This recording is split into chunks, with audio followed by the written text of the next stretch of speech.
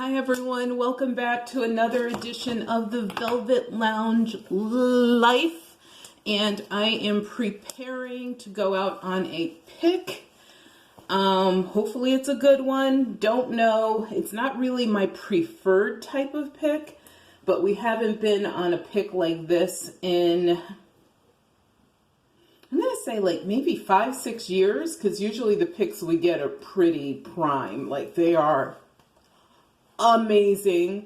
This one is a question mark as far as the quality of the things that I might see, the types of things I might see, because they might be quality, but they might not be the types of things that we actually deal with. Because sometimes we come into, like, for example, machinery that is huge. It's like gigantic. We don't deal with that. We will refer like that stuff on, like the customer, to other people. And we just do that. We don't ask for any percentages or anything. It's like, here, deal with Bob. Here's Bob's information. End of story.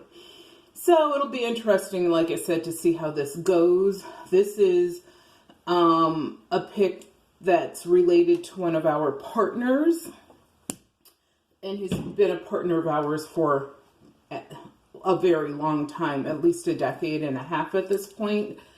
And what I'm doing is I'm just basically getting ready. Okay, yes, I am tending to my eyebrows. I don't add anything to them. I just brush them to a shape. I might add a little bit of petroleum jelly if it's like dry outside. I know people buy fancy like eyebrow this and eyebrow that. I don't have time for that. And I mean, if that's your vibe, that's your vibe. It's just not mine. So I'm putting a little petroleum jelly over.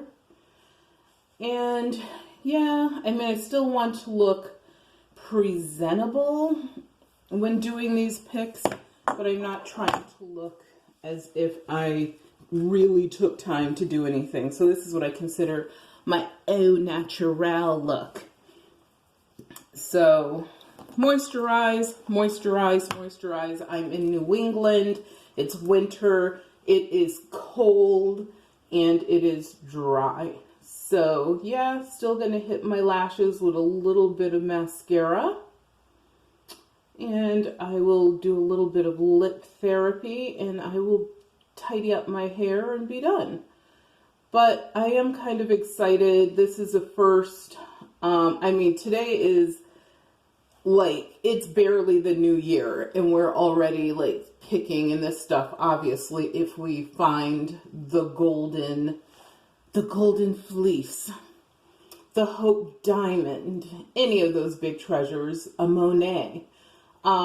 They will not be sold for several months, because, not several, I should say at least a couple months, maybe more, depends on what they are. Also, just to let you know, it is possible that we will be making our fourth visit. Yes, our fourth visit to the Antique Roadshow in 2020. I've been going through like some of our amazing treasures, seeing what I would bring. I really want to bring items that we know nothing or very little about, or that might have some sort of historical reference and importance. So that's, you know, my theme for this year's Antiques Roadshow trip. And, you know, will we get on television? Will we not? You know, as far as being one of the interviewees, I have no idea. But every time that we've gone to the roadshow, you can at least see us on camera. So I guess that's pretty cool. And of course, they have the feedback booth. If you don't, you know, end up at one of the interviewees in one of their segments, you may at least end up in the feedback booth. So we'll see how that goes. And what else is happening as far as sales go? Whoa, sales are good. And they usually are really good around this time of the year. And I'm saying they're good because As you know, or some of you may know, some of you may not know, I am in a movie with Jason Momoa, who was the star of Aquaman. He also was the star of Frontier and other movies and shows. Lots of them are on Netflix right now, so if you do a search on him, you'll see who he is. And if you don't know anything about the movie Aquaman, where have you been? And they're working on Aquaman 2, I can tell you that. And he's even involved in some of the writing of that, so I think that's pretty cool. And the production, etc. But I worked on this movie I've been there in November and December. So I've had, 3-4 trips, and very cool it's all being shot in Pittsburgh, which is really neat. And why is it neat? Because Pittsburgh it still kind of has a twist of that grit to it, but in a more cool way versus a scary way. And yeah, so I've been doing that, and therefore I thought that, how am I going to manage our sales and everything if I'm not home to do the work?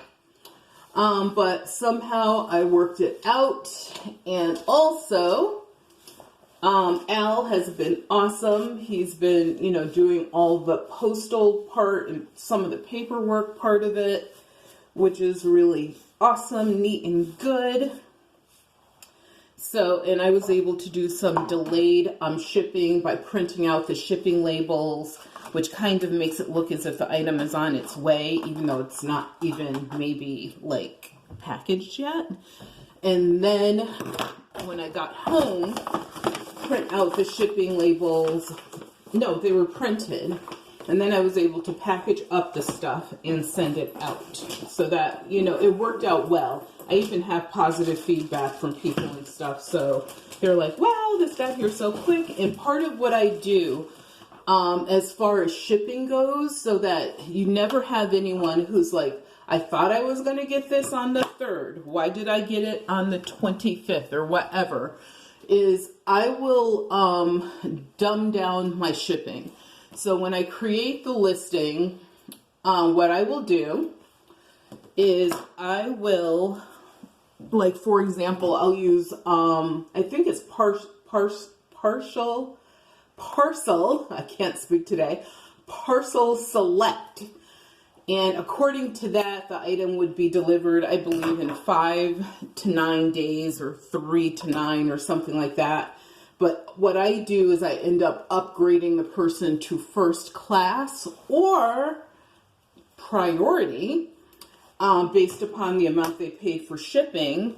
And they always get the packages sooner than they estimated they would. The only time that doesn't work sometimes is if the package is super heavy. If it's a heavy package, or not even super, we'll say if it's over 10 pounds, sometimes the shipping that they paid is just enough to cover it. But the way that I do it for the majority of the packages, and today I need to give myself a trim, so that's why I'm trimming my hair. The way I do the majority of the packages, we usually still end up making a little bit of profit on the shipping, on the handling part of it. So we end up getting paid a wee bit for handling. And for the few packages that we don't get anything for handling, what happens is we have hundreds and hundreds of packages where we do make something on the handling. So if you have one package where you're like, oh my God, I had to pay $3 over what the person paid for the handling, big deal. You made hundreds of dollars in profit on the handling of all the other packages. So it totally works out. You still end up with a profit. It is awesome. And so, and the other thing is, some of the stuff we're selling, not all of it, but there's probably, I'm going to say 20 to 25% of it is stuff that I've had listed for a while. So I'm getting rid of 20 to 25% of inventory that I had listed for a while, which is awesome.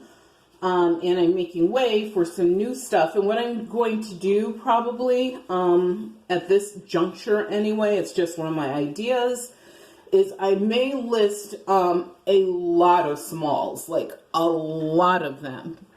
And why? Because we have tens of thousands of smalls. We have so many. And it would be, and they're so easy to deal with. Like, I charge usually $3.65 or 95 cents for shipping and handling. Then what I do is I, of course, price the item appropriately and let it fly.